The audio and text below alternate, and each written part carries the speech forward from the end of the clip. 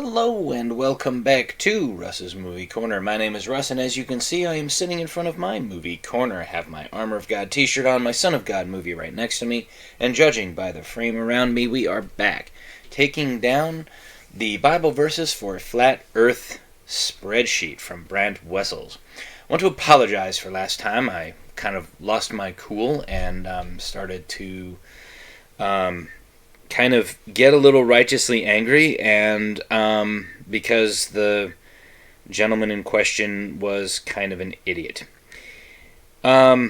So,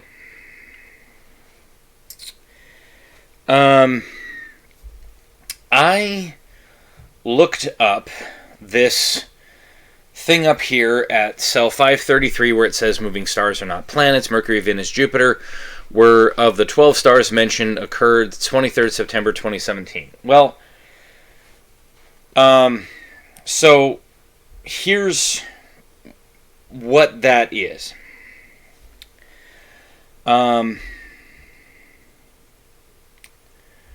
So here's what happened, okay? Apparently, every few hundred years, in Revelation 12, which is the great red dragon and the woman clothed with the sun passage that we talked about in the last episode, and I said I was going to look at this, look at this thing and see what it was. Basically, it says, a great and wondrous sign appeared in heaven. This is 12:1. A woman clothed with the sun, with the moon under her feet, and a crown of 12 stars on her head. She was pregnant and cried out in pain as she was about to give birth. Then another sign appeared in heaven, an enormous red dragon with 7 heads and 10 horns and 7 crowns on his head. His tail swept a third of the stars out of the sky and flung them to the earth.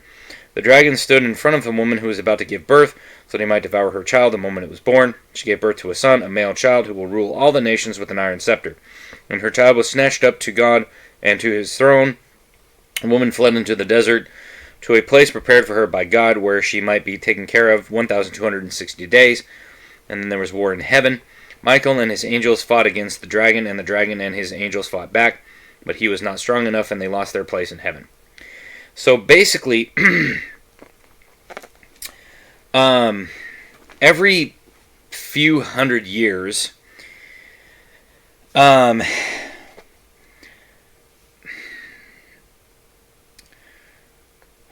September, which is where the astronomical star sign that we know as Virgo, the Virgin, okay, appears, and basically what ends up happening is that it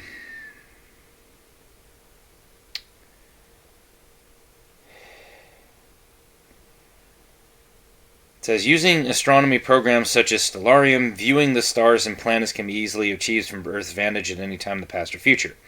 I wanted to see this phenomenon for myself, so I downloaded the program Stellarium and put my own eyes on the event. Sure enough, the great sign of Revelation 12 will indeed take place on September 23rd, 2017. Not only will it take place on that date, but I could not see any evidence that it had taken place in any other time in history going back as far as the time of Adam, more than 6,000 or 1,000 years ago. It says, I found out the appearance is a prophetic sign on social media of a YouTube video created by James Mwerke. His video has been making rounds, blah, blah, blah. And then he's saying that, like, maybe it's going to be Planet X or something like that. And then it says, Mwerke clearly reveals the great sign using the Stellarium program, but force-fits his interpretation into several of his own ideas. For example, Mwerke claims that during the prophetic sign on September 23rd, 2017, the sky will go dark for 3 hours as the sun will be eclipsed by a heavenly body that is not the moon. It cannot be the moon because the moon is stationed at the feet of the Virgin, constellation Virgo, which can be clearly seen with the program as depicted in the verse in Revelation 12. If it isn't the moon, then what is it? According to Mwerke, it's an unknown planet that will suddenly appear in our solar system on that day and block out the sun for 3 hours over Jerusalem. I don't know of any scripture that warns us of this portion of the sign. It's not mentioned anywhere in Revelation 12 or anywhere else in the book, and considering that it would be an important part of prophecy, I can understand why it would be excluded. According to America, this planet is so massive with debris rings of sulfur and ice, much like Saturn's rings, only much larger, that it will completely darken the sun and cause a cataclysmic meteor storm that will wipe out a third of all mankind. That never happened. And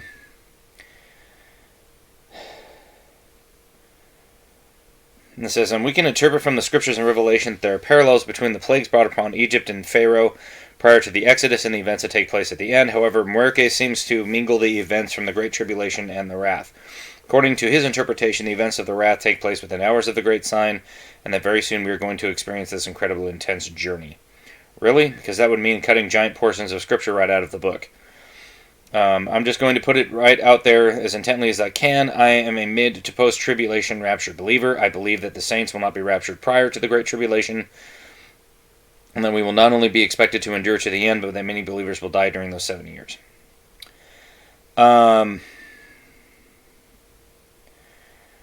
So basically, there's like a whole bunch of things that this guy Muerka said, and I'm sure that Brandt Wessel probably believed in a lot of that crap. So it says, there are 7 actions that take place in the Great Sign that are significant markers of a prophetic sign. Constellation Virgo, representing the Virgin Mary. The Virgin is clothed with the sun representing God's glory and protection. Crescent moon is at her feet, representing the Feast of Trumpets, which will fall one day prior to this great sign. The Virgin wears a crown of 12 stars, representing the high throne of the nation of Israel. Constellation Leo, with the 3 planets placed within its formation. Jupiter, the king planet representing the Messiah, spends 9 months in the belly of the Virgin and is born. The comet carrying the Rosetta probe, which is also seen on the last 4 blood moons of the blood moon tetrad, will be visible opposite the crescent moon at the feet of the Virgin. This speaks of the relationship between Ismail and the Islamic Caliphate. The whole event falls on the weekly 7th Sabbath and the fall equinox.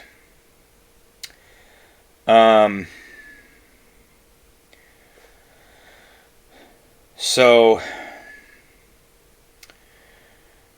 then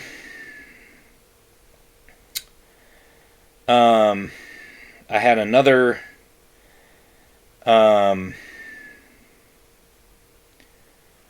where a person who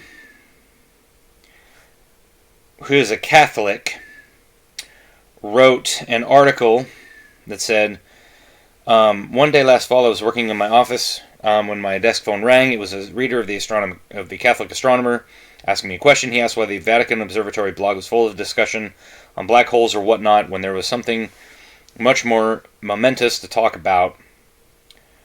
And then it says, on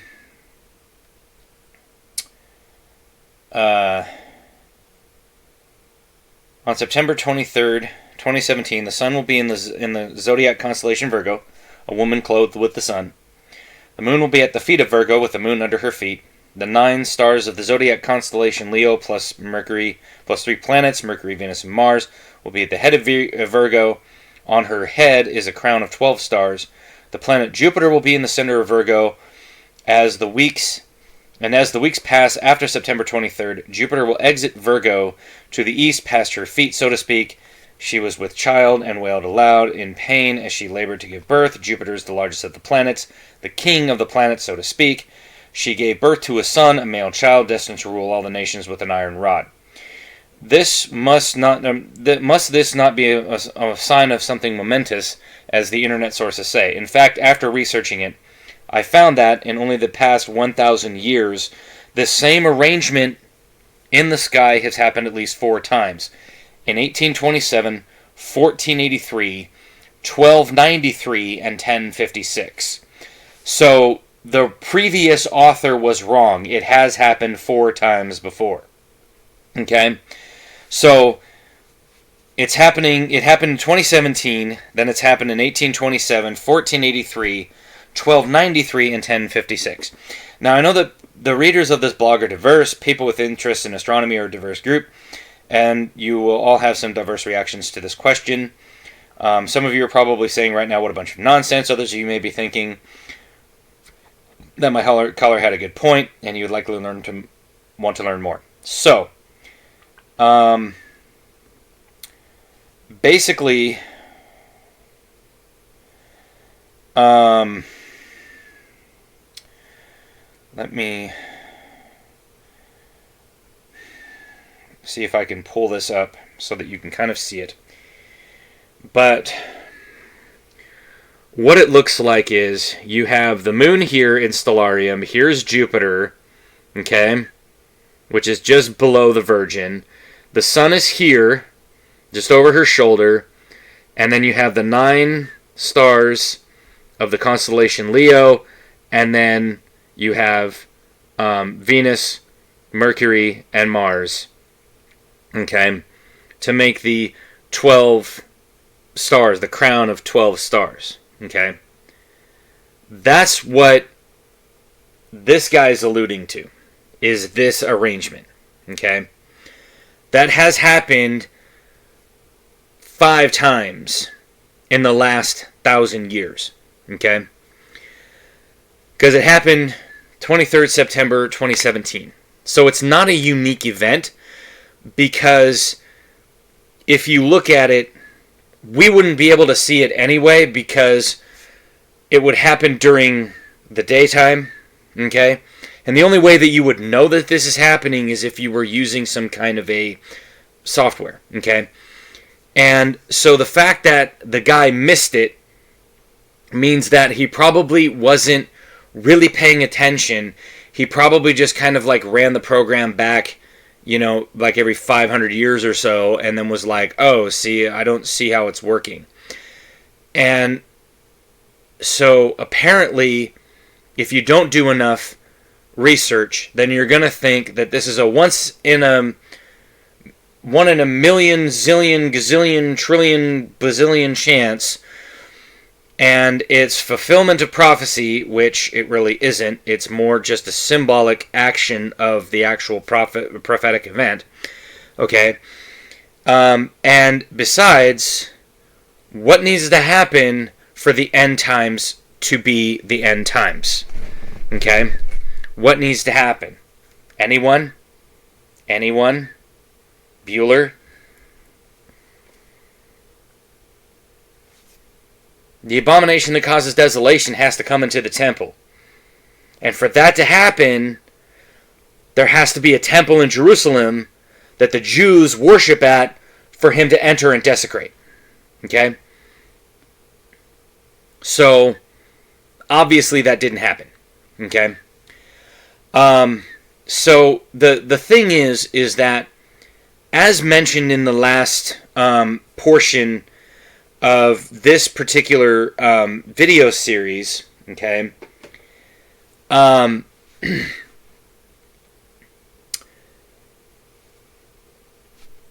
it probably wouldn't have done God any good to tell a man without instruments to be able to view said objects that, hey, you see that object there? Oh, that's a planet, like the one you're standing on. But not like the one you're standing on, because it's big and it has a bunch of gas swirling around in it. And this one over here, this red one, well, it's a little bit smaller than the one you're on, and the atmosphere you can't breathe. And it's reddish soil. God didn't need to mention all that, okay? Because he put them up there to tell the time, okay? So we could tell the seasons. And unlike every other star out there, when the astronomers like Galileo and Copernicus started looking at things, they started noticing that certain stars moved. Okay? Way more than others. And they went, those stars seem to be orbiting the same stars that we're orbiting. The same star that we're orbiting. Okay? Sun. We're going around the sun like this, and they're going around the sun like this too. Which is kind of crazy. Okay? So, how does that work? How would a star move the way it does? If it's just a point of light in some magical dome somewhere. Still have yet to have anyone answer that question. Okay? Now, now that we're done with that bullshit, alright. Can't be upon, under, or over globe Earth, only flat Earth. How can you not be... Okay, so...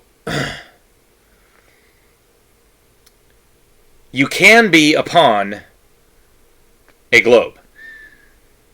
Okay?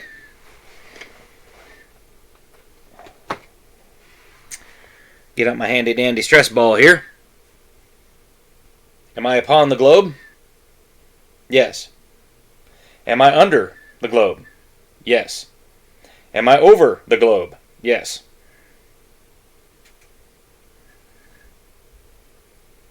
You don't have to have a flat surface, okay, to be upon, under, or over.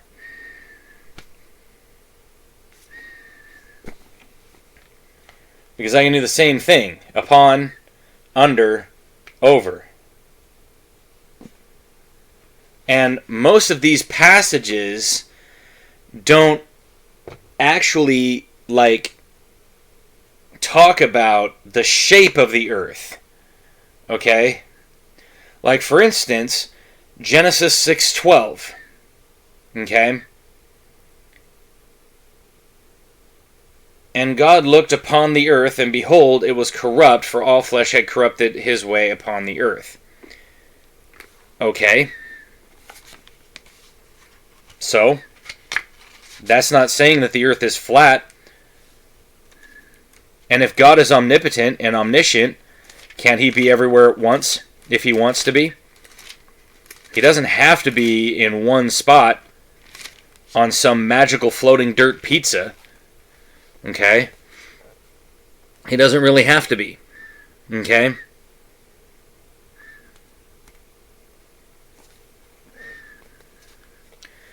Now, 6:17, God says, I'm going to bring floodwaters on the earth to destroy all life under the heavens. Every creature that has breath, that has the breath of life in it, everything on earth will perish. Okay? So, again, that's not saying that it has to be flat for the floodwaters to cover it. Because if it was flat, A, where would the water have come from? B, where would the water have gone after the flood? And C, wouldn't it have just run off the edges? Because not even your magical ice wall could stop that. Okay? I mean, unless you think that there's some magical dome over the earth, like a lot of flat earthers do. But even then, that doesn't even explain it. Okay?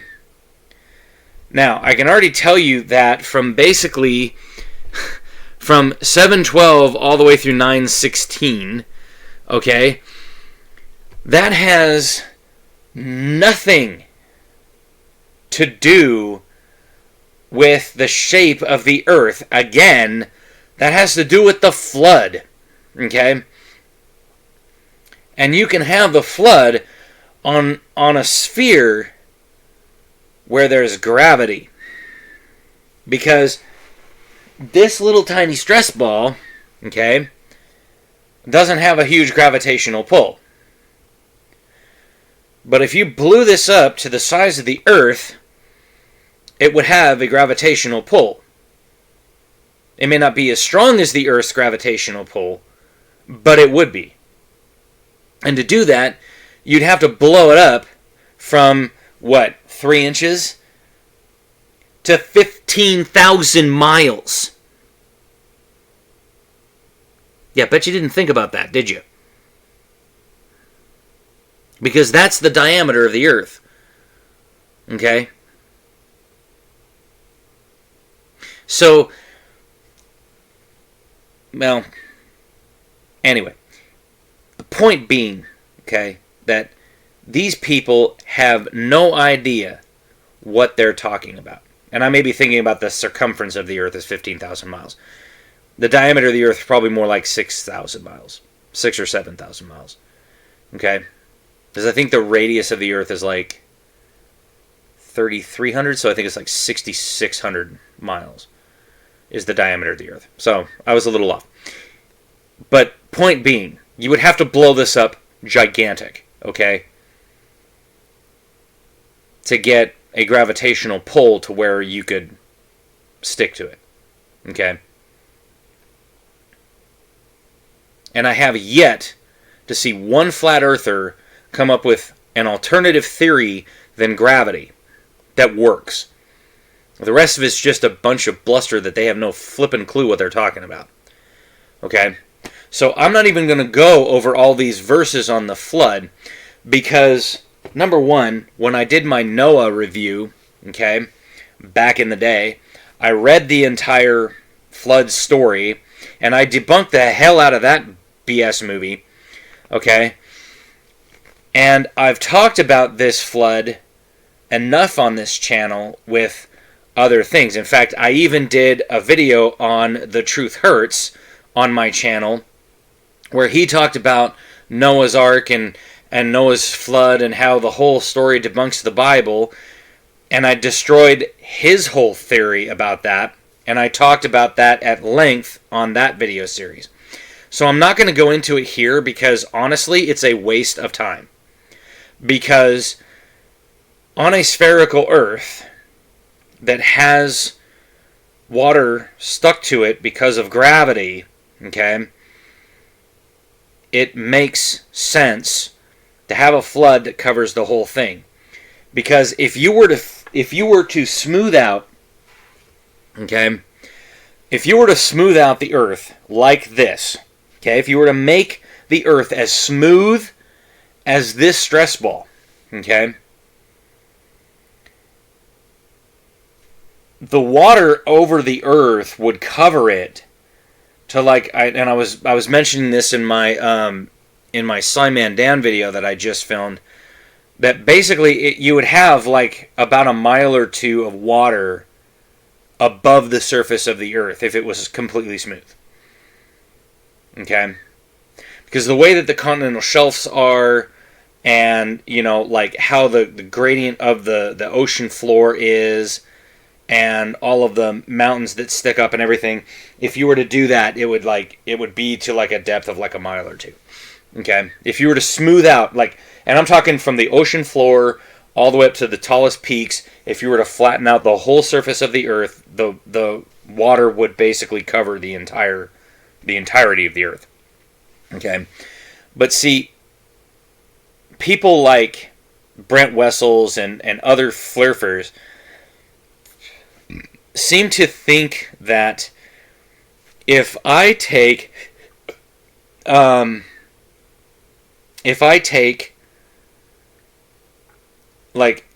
that stress ball and I were to take like a glass of water, right, and I pour it over the stress ball, most of the water is going to fall all around it and then it's going to drip right off of it.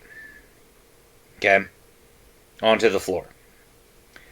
And so they're going to say, well, see, because that water just flows right around the ball and then drips all off onto the floor, therefore you cannot possibly have a sphere with water stuck to it.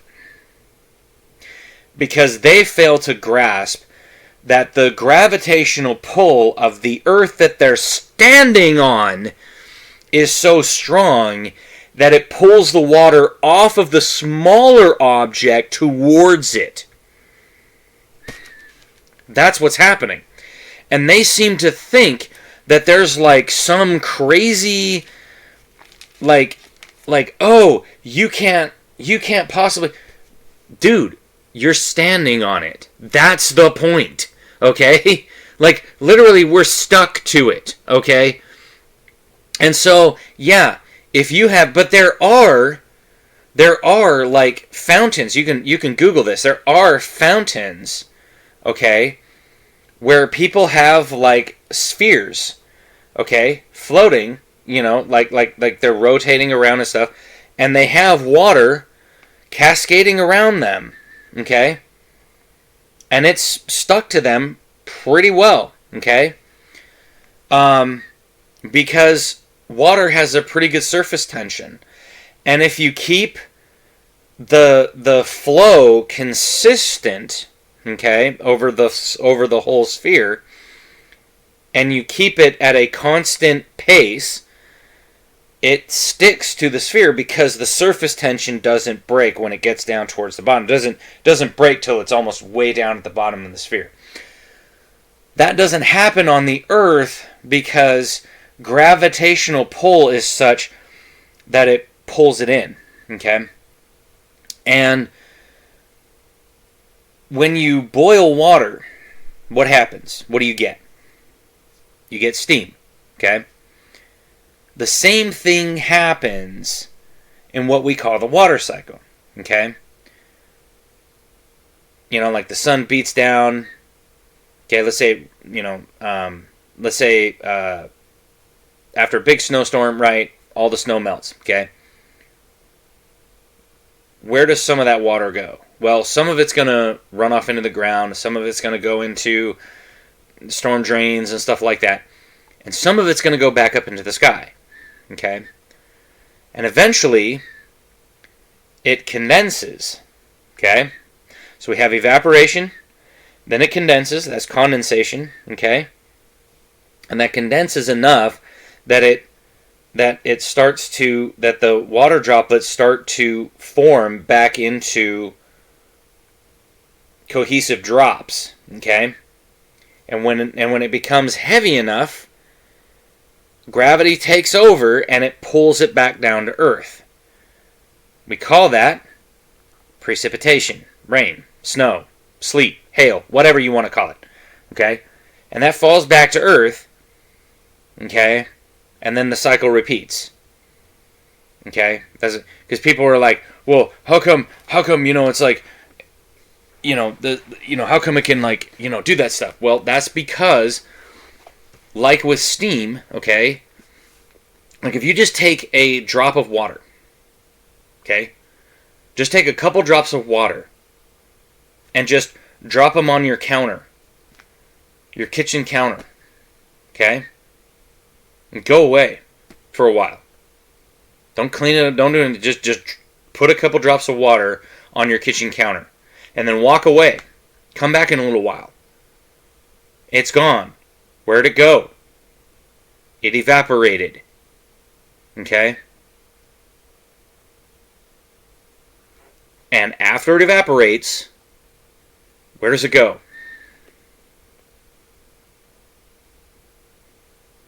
It goes up in the sky. Okay? And eventually, those molecules will coalesce back into a drop of water and then fall back down to Earth. It's the way God designed it. You can't argue with the Creator. Okay? For instance, read the book of Job. Because apparently this guy didn't read the Bible. Now, Exodus 20, verse 4, is the second commandment. Thou shalt not make for yourself an idol in the form of anything in heaven above, or on the earth beneath, or in the waters below. You shall not bow down to them or worship them, for I, the Lord your God, am a jealous God, punishing the children for the sins of the fathers to the third and fourth generation of those who hate me, but showing love to 1,000 generations of those who love me and keep my commands. He is not saying here, God is not saying that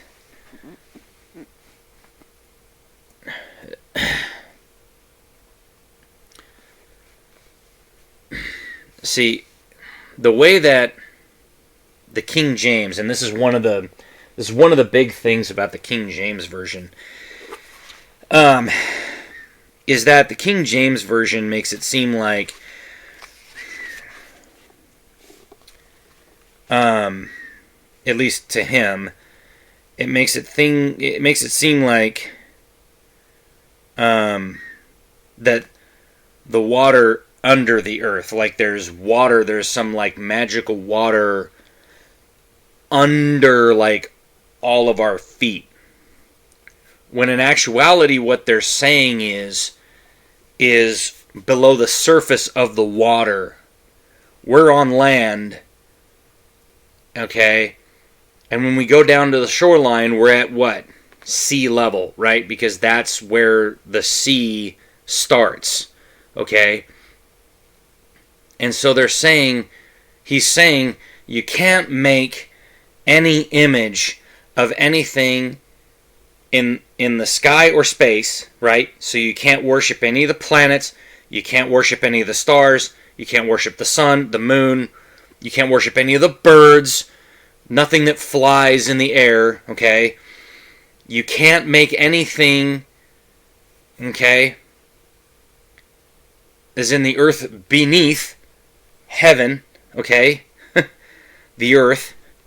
And that means anything on the surface or under it, like worms or anything like that, gophers, anything like that, or in the water below the surface, right? That's what they mean by the waters beneath the earth. They mean this translation's a little bit better in the NIV, where he says, or in the waters below, which just means below the surface, okay? Like whales, fish, sharks, octopi, anything like that. Nothing, okay? Jellyfish. We're not to make anything that is created by God into an idol. That's all he's saying here, okay? And he's not saying, oh, by the way, the earth is flat, so yeah, don't do any of this. And it's not saying that the earth is like a giant floating raft floating on some magic water somewhere, okay? It doesn't say that. That's not what that verse is saying. It's just God saying, don't make for yourself any images, because if you do, that's blasphemy. It's idolatry, okay? And it's blasphemous to the Creator who created everything, okay? And so by artificially putting flat earth and then trying to push God's word into that narrative is actually going against the Creator. And I don't think Brandt Wessel understands this, okay? I don't think he really understands, okay? And I mean, this is dude, seriously, I mean, like, literally, these are the same exact commandments, okay? Like, I mean, he's literally saying here, okay, you saw no form of any kind in the day the day the Lord spoke to you at Horeb out of the fire. Therefore, watch yourselves very carefully, so that you do not become corrupt and make for yourselves an idol, an image of any shape, whether formed like a man or woman, or like any animal on earth, or any bird that flies in the air, or like any creature that moves along the ground, or any fish in the waters below. And so that's literally what he's saying. When he's saying the waters beneath the earth, he's not talking about, oh, see, the earth is flat like this, and it's like floating along on some magical water. He's saying there's the surface of the water, and below the water there's creatures like whales, sharks, big fish great and small, crabs, nothing. It's literally saying you cannot make for yourself any idols, okay? And that makes me wonder if this guy's ever actually read the Bible, because this is talking about idolatry, not the shape of the earth, Okay? And this really, really makes me angry when he does this kind of crap. Okay? Because, again, it's the same damn thing here, where he says, okay, I am the Lord your God, who brought you up out of the land of Egypt, out of the land of slavery. You shall have no other gods before me. That's the first. The second, you shall not make for yourself an idol in the form of anything in heaven above, or on the earth beneath, or in the waters below. You shall not bow down to them or worship them, for I, the Lord your God, am a jealous God, punishing the children for the sins of the father to the third and fourth generation of those who hate me, but show love to 1,000 generations of those who love me and keep my commandments.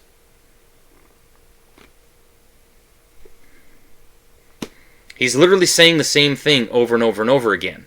Okay? He's pounding home, because you have to remember, Moses is at the end of his life here at Deuteronomy. Okay? And so these were people, this generation of Israelites was not at Horeb. Or some of them may have been very young at the time of Horeb, and so they don't remember a lot of what went on.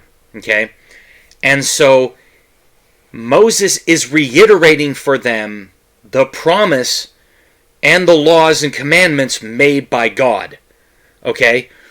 And that's all he's saying. Okay? And again, he's not talking about, oh, see, there's flat earth and there's like these magical water underneath the earth, because that's what it sounds like the King James is saying here. No, he's just saying below the surface of the waters. When he says beneath the earth, he literally means beneath the surface of the water. Okay? In fact, let's look at that real quick. Okay? So,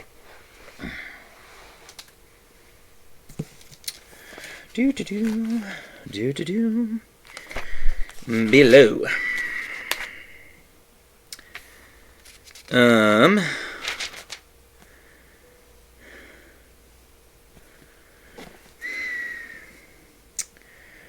So 4946 plus 9393.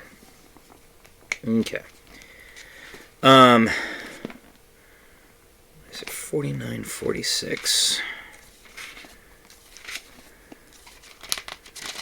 4946. Okay, so 4946 is min. Okay, says marker of a source or extension of a source from, out of, temporary, since, after, logically, because of degree, more than. Now, if we look at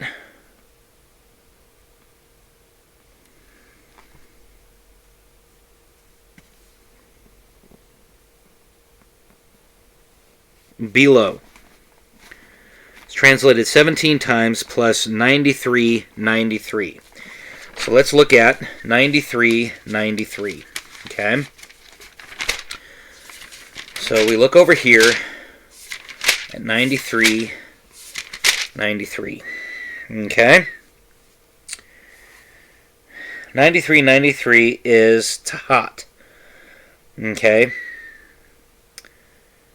So, under, in place of, succeeding on a sequence. Now, when we look at below, okay, translated 17 times with 4946, okay? And so basically what it means is it means, if we look at it in context with, so it's basically either min tahat or tahat min, okay? It's basically, this one says extension of, from a source, from, out of. So it's basically saying under, like from under, under from, or from under, okay? So they just translated it in this one the waters beneath the earth. Okay? And the way that they translated it in the NIV is they just said the waters below. Okay? And if we look at, just really fast, because I don't want to spend all day on this, but if we look at waters, okay, um,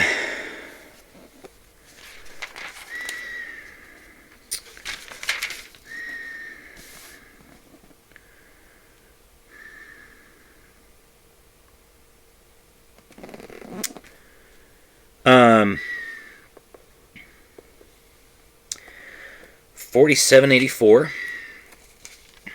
I almost opened up right to it. 4784, which is Mayim, means water in nature, ocean, lake, flood, river, from the body, tears, urine. Okay, it's translated waters 140 times. Okay? So, yeah, literally it just means like the ocean.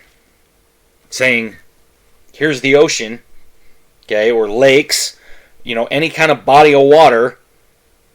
Don't worship anything under that. Anything under the surface of that.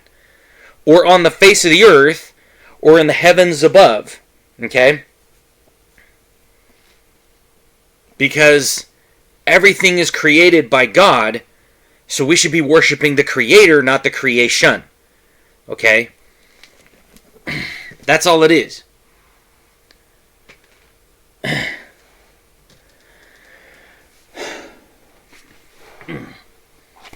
Now, Job 38:24, which is one I'm coming up on actually in terms of my 1-year Bible reading. Well, come on now.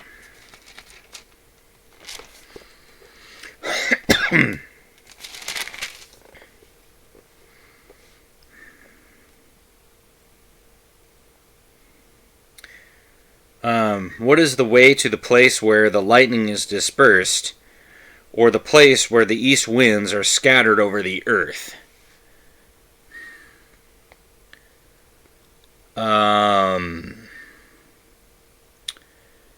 Okay.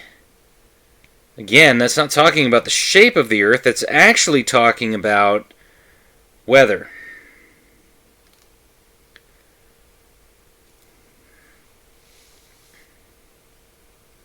Or, if you take it, if he's talking about lightning, then he could be talking about, like, how, I don't know. But anyway. But he says, or the place where the east winds are scattered over the earth. Because he's talking about, have you entered the storehouses of the snow, or seen the storehouses of the hail, which I reserve for times of trouble or days of war and battle? What is the way to the place where the lightning is dispersed, or the place where the east winds are scattered over the earth? Who cuts a channel for the torrents of rain and a path for the thunderstorm, to water a land where no man lives, a desert with no one in it, to satisfy a desolate wasteland and make it to sprout with grass? Does the rain have a father, who fathers the drops of dew? From whose womb comes ice, who gives birth to the frost from the heavens, when the waters become hard as stone, when the surface of the deep is frozen?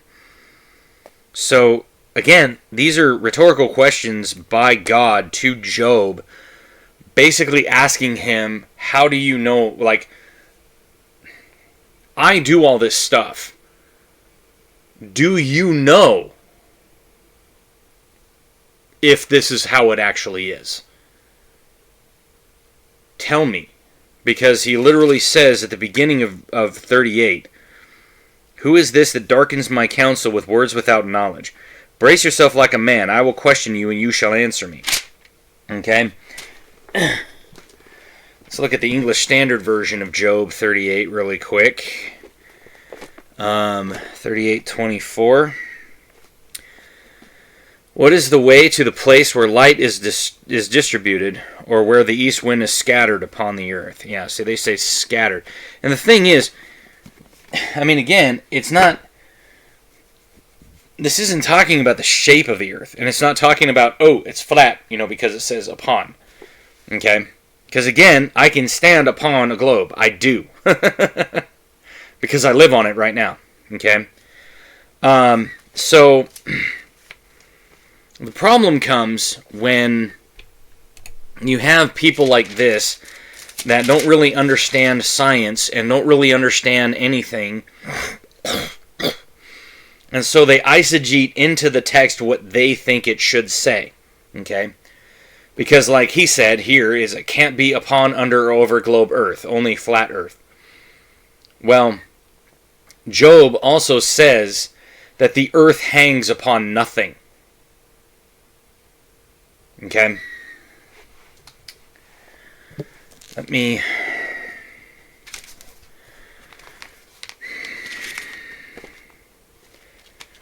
see here.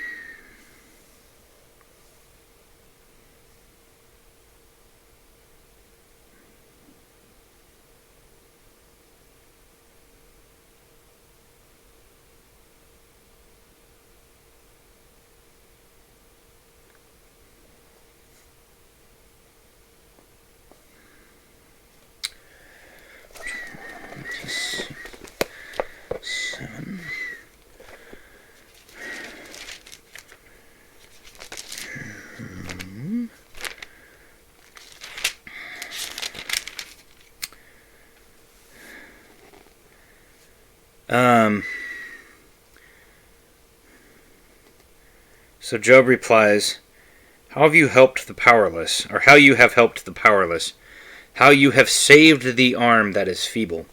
What advice you have offered to one without wisdom, and what great insight you have displayed. Who has helped you utter these words, and whose spirit spoke from your mouth? The dead are in deep anguish, those beneath the waters and all that live in them. Death is naked before God, destruction lies uncovered. He spreads out the northern skies over empty space. He suspends the earth over nothing. I'm sorry, what were you lying?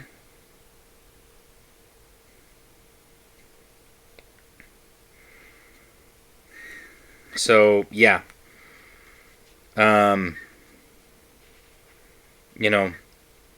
It definitely can do that. And let me see here, 26:7. Just so we're vindicated here. Okay.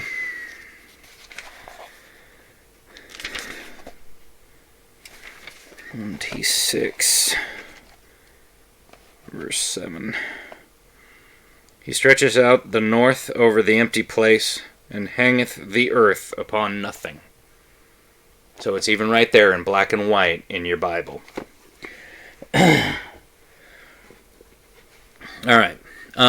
Ecclesiastes 11:2. Give a portion to 7 and also to 8, for thou knowest not what evil shall be upon the earth. Again, this is not talking about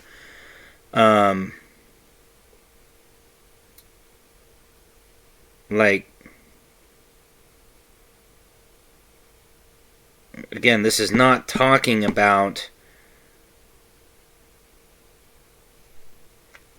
like some magical flat land. Solomon here, when he wrote this book, was talking about wisdom. Okay? And he says, cast your bread upon the waters, for after many days you will find it again. Give portions to 7, yes to 8, for you do not know what disaster may come upon the land. If clouds are full of water, they pour rain upon the earth. Whether a tree falls to the south or to the north, in the place where it falls, there it will lie. Whoever watches the wind will not plant. Whoever looks at the clouds will not reap. As you do not know the path of the wind, or how the body is formed in a mother's womb, so you cannot understand the work of God, the maker of all things. Sow your seed in the morning, and at evening let not your hands be idle. For you do not know which will succeed, whether this or that, or whether both will do equally well. So again, it's not talking about the shape of the earth. He's just saying that if you cast your bread upon the waters, for after many days you will find it again, give portions to 7, yes to 8, for you do not know what disaster may come upon the land. Okay?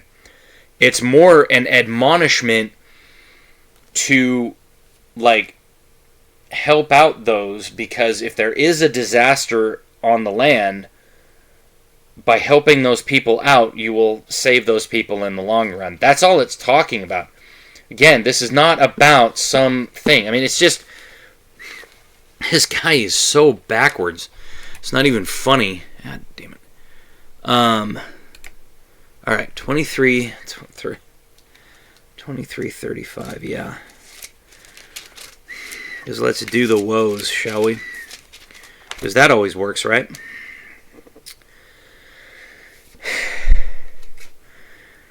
You snakes, you brood of vipers, how will you escape being condemned to hell? Therefore I am sending you prophets and wise men and teachers. Some of them you will kill and crucify, others you will flog in your synagogues and pursue from town to town. And so upon you will come all the righteous blood that has been shed on earth, from the blood of the righteous Abel to the blood of Zechariah son of Berechiah, whom you murdered between the temple and the altar. I tell you the truth, all this will come upon this generation. He's basically admonishing, okay? He's not saying that, like, he's not saying that the earth is flat. He's literally just saying, this is how it is, guys, okay? Like, it's just, he's saying that they are responsible, that the Jews, the priests of the Jews are responsible because they've had all these warnings, they've had all these opportunities to turn to God, and they haven't, and they've ended up killing prophets, okay? So, that's not talking about the shape of the earth, you moron.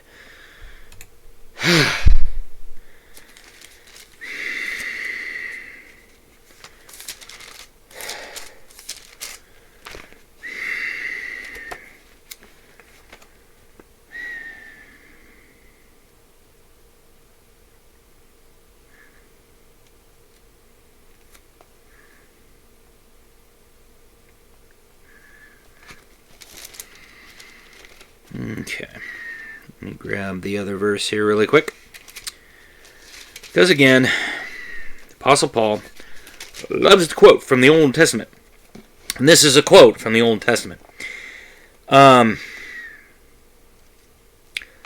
if you saw my video series on Christy Burke, you'll know that she was talking about Romans 9:18. Therefore, God has mercy on whom He wants to have mercy, and He hardens whom He wants to harden. And then she tried to liken that to Jesus saying, she tried to say that it was a contradiction to Jesus saying, "Blessed are the merciful, for they will be shown mercy," in Matthew 5:14. Okay, which wasn't a contradiction, because if you watch my video, I clearly break it down that basically Paul is talking specifically about God in this passage, and that God has a choice, okay?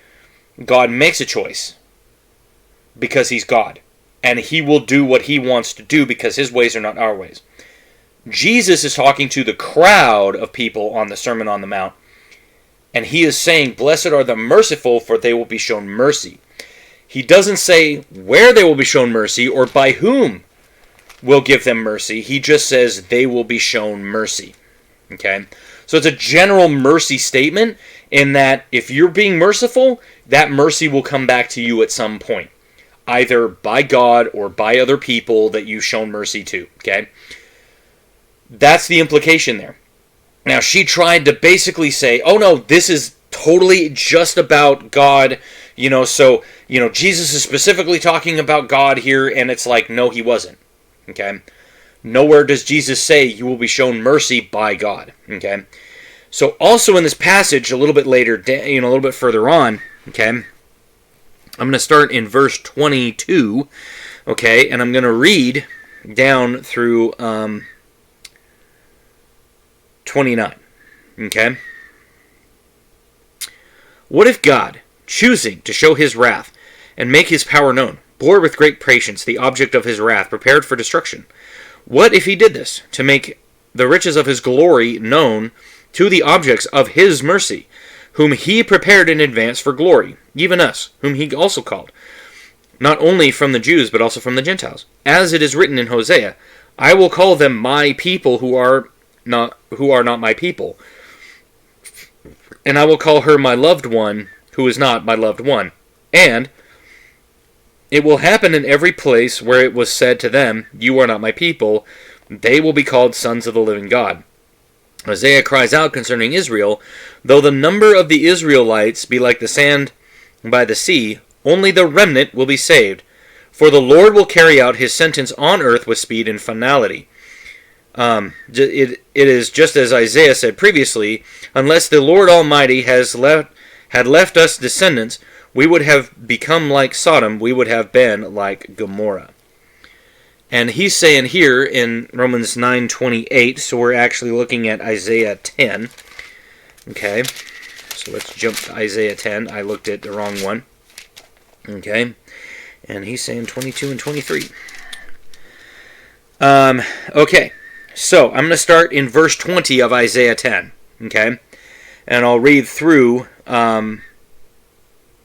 verse 23. Okay, so starting in verse 20 of chapter 10 of Isaiah. In that day, the remnant of Israel, the survivors of the house of Jacob, will no longer rely on him who struck them down, but will truly rely on the Lord, the Holy One of Israel. A remnant will return, a remnant of Jacob will return to the mighty God. Through your people, O Israel, be like the sand, or though your people, O Israel, be like the sand by the sea, only a remnant will return. Destruction has been decreed, overwhelming and righteous. The Lord Almighty will carry out the destruction decreed upon the whole land. Okay. So that's basically, and then he goes on to talk about the branch of Jesse. This is basically, Paul is likening this to the second coming of Christ. Okay. Because this is probably a prophetic verse for that. Okay. And again, this is not like some magical flat land declaration. Okay.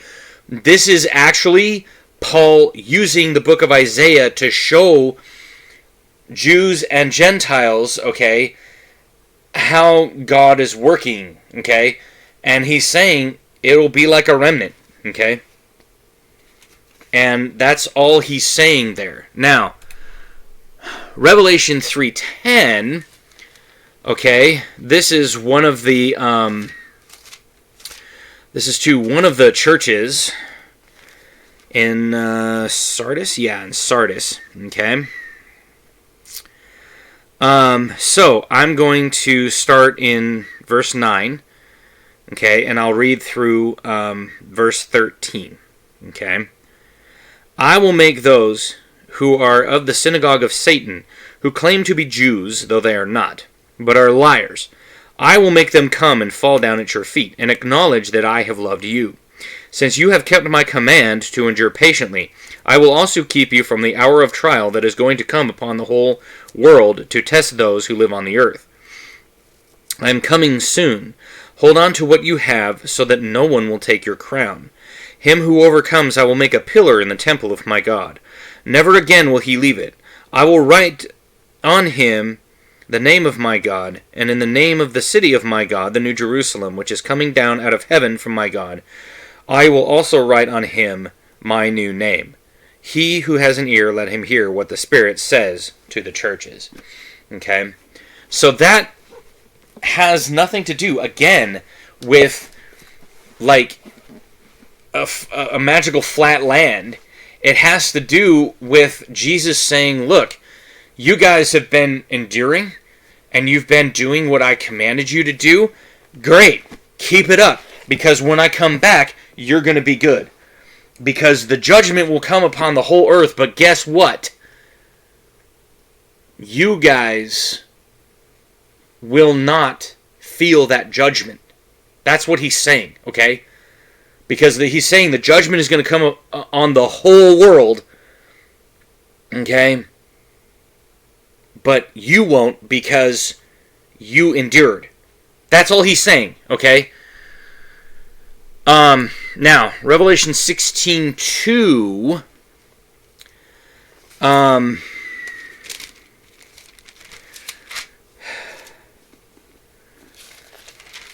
Because again, why not?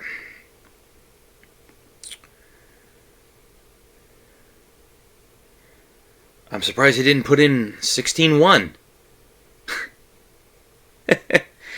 Then I heard a loud voice from the temple saying to the seven angels, "Go, pour out the seven bowls of God's wrath on the earth." And the first angel went and poured out his bowl on the land, and ugly and painful sores broke out on the people who had the mark of the beast and worshipped his image. Third angel pulled out his bowl, and the rivers and the springs became blood. Fourth angel poured out his bowl on the sun, and the sun was given power to scorch people with fire. Fifth angel poured out his bowl on the throne of the beast. Kingdom was plunged into darkness. The sixth angel poured out his bowl onto the great river Euphrates, and it dried up. And the seventh angel poured his bowl into the air, and out of the temple came a loud voice from the throne saying, "It is done." So, yeah. Those are just judgments, dude. Those are judgments that are going to come upon the land in the last days. It has nothing to do with some magical flat land. I mean, honestly, if you have to try to eisegete that hard into the text, you're an idiot. Now, I have a face. That much is clear, right? Is my face flat? No, it's not. Okay.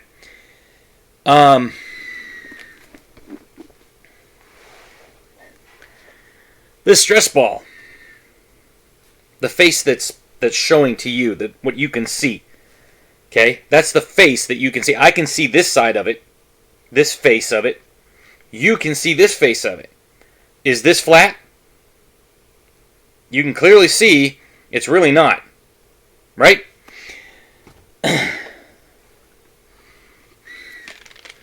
Here's a cylinder. This is actually some marbles I bought a while back. Okay? You can see this side of it. I can see this side of it. So you can see this face. I can see this face. Is this flat? Clearly not. Okay? Things don't have to be flat to have a face. You absolute moron. I mean, honestly, you'd have to be stupid not to understand this. Because you look in the mirror every day and you see your own face reflected in the mirror. Is your face flat? No, not even in the mirror is your face flat. Your face has the same dimensions in the mirror that it does on your face. It's not like you're just seeing a flat 2D representation of your face. Okay? I mean, I could say, here's Bruce Willis's face from the original Die Hard. Okay? Is his face flat? It's on a flat surface, but is his face flat? No, it's not. It has dimension, right? You can clearly see that his ear is further away than his eye, like you can with my ear from my eye. So you can clearly see that his face is not flat. Okay? So again, you'd have to be some kind of an idiot not to understand that. Okay? So, turning back to Genesis chapter 1, because why the hell not? In the beginning, God created the heavens and the earth. Now the earth was formless and empty. Darkness was over the surface of the deep, and the Spirit of God was hovering over the waters. Now, the translation of the King James says over the face. Okay? But does that mean that that the waters are magically flat? Now, maybe in that instance, because God was creating everything, could those waters have been flat? Maybe. We don't know. We weren't there. God was. Okay? And he's telling this to Moses. Moses is just writing it down. Okay? But that doesn't necessarily mean that the waters were flat. Okay? Because how this happens, okay, how these idiots, and I'm going to use that term, how these idiots do this is they look at a glass of water and they say, oh, see, the water in my glass is flat. And so, because it's flat, forgetting the meniscus, because it's flat, it can't be, the ocean can't be curved. Why not?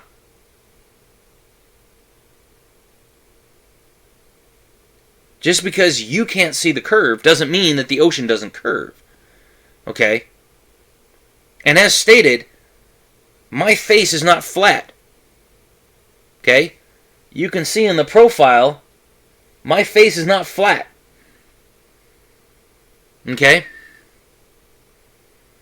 And so, just because the water in your glass is flat doesn't mean that every single body of water out there is magically flat on some magical flat land. Okay?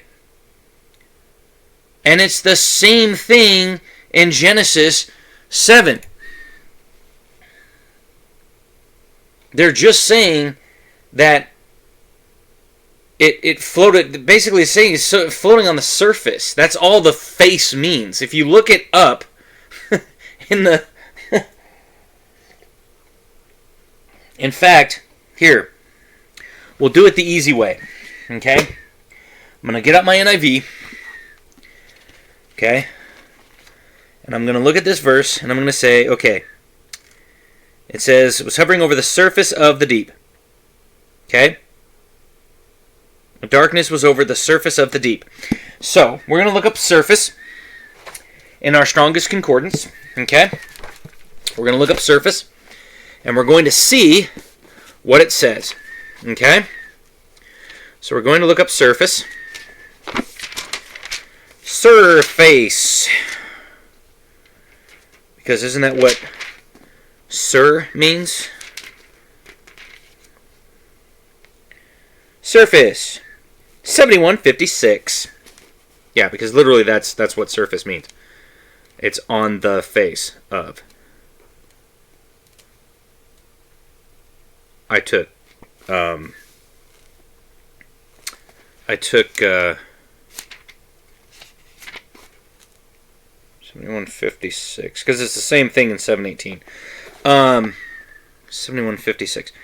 Because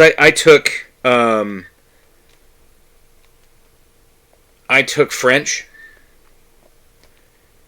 and we get, like I said before, we get a lot of our words from French because that was the mingling of the English aristocracy and the French aristocracy. And so that blended our two languages together somewhat.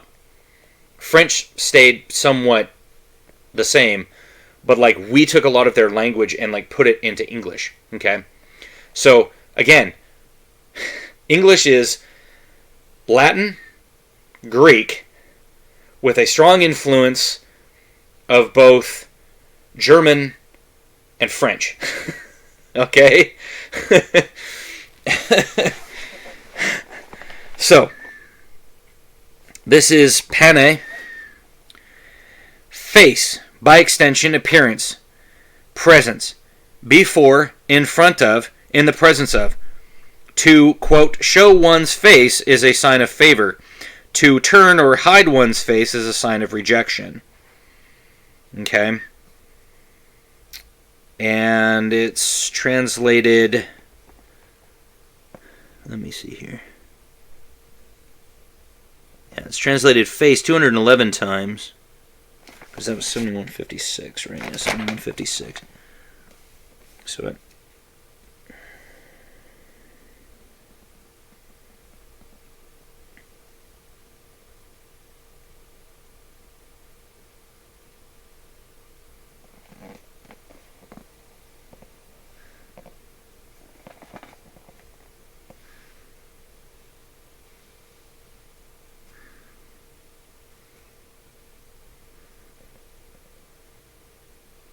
Let's see where the translation of surface is. But anyway.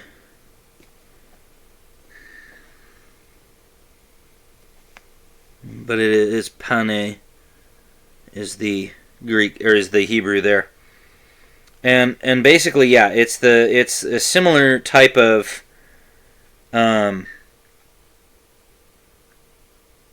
thing to it. And it just seems like, because again, surface is just, basically, because it's translated as darkness was over the surface of the deep, 2:6, and watered over the whole surface of the ground, and the ark floated on the surface of the water. See if the water had receded from the surface, because there was water over the surface of, that's 8:9, and then 8:13, covering from the ark, and saw that the surface was dry. Leviticus 14:37, that appear to be deeper than the surface of Job 24:18, yet there are foam on the surface of the water. 38:30, when the surface of the deep is frozen, which is exactly what he's using here. When waters are hid with a stone and the surface of the deep is frozen, or the face of the deep is frozen, he's saying the surface of the deep is frozen. Isaiah 28:25, when he has leveled the surface. Hosea 10:7, like a twig on the surface of the waters. And 2 Corinthians 10:7 are looking only at the surface of things, and that's a Greek combo word there. And then 1 Kings 7:36, lions and palm trees on the surface of the supports.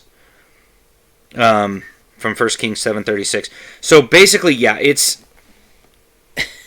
again, this is not some magical, flat dirt pizza thing, okay? It's literally just saying, okay, that it's on the top of. And what do we call the top of something? The surface, okay? That's it. That's all it is. And so when we come back, we will start with this under the sun, because I can tell you right now that all of these passages out of Ecclesiastes have nothing to do with a magical flat land, because Solomon is using under the sun as basically a way of saying, look, the sun just goes over us during the daytime, and there's nothing that's new under the sun. There's nothing new. That's all he really says, okay? Because it's like, it's like when you start taking these things in context, you'll start to realize that it really is not saying that there's some magical flat land. It's literally saying that, there's nothing new going on. Basically, Solomon had all of the wisdom, and he's basically going, dudes, really, everything that's going on now has happened before and will happen again. Like, literally Ecclesiastes 1:9. The thing that has been, it is which it shall be, and that which is done is that which shall be done, and there is no new thing under the sun. Okay? In fact, I like the NIV just a little bit better, because the first time I read it, I was like, oh my gosh, that is amazing. Because sometimes I heard my parents say things, I heard other people say things, and I did not know exactly where those came from until I started really reading my Bible, and then I suddenly realized, I was like, wow, they actually got that from the Bible. Like, that's crazy. And, like, this is one of them. It says, what has been will be again. What has been done will be done again. There is nothing new under the sun. And then literally 10 answers that. Is there anything of which one can say, look, this is something new? It was here already long ago. It was here before our time. There is no remembrance of men of old, and even those who are yet to come will not be remembered by those who follow. He's basically saying that no matter what comes along, when somebody says, ooh, this looks like a new technology, or oh, this looks like something brand spanking new, or oh, no one's ever done that before. Nope. There is nothing new under the sun. It's an expression, dude. It's not literally saying that the sun is orbiting some magical flat dirt pizza. Okay? It's an expression. This guy seems to have a very, very hard understanding of what an expression actually is. So smash that like button, hit subscribe, drop a comment below. Let me know what you think of this series so far. We'll get back into this on the next one. And as we say, we will see you on the next one.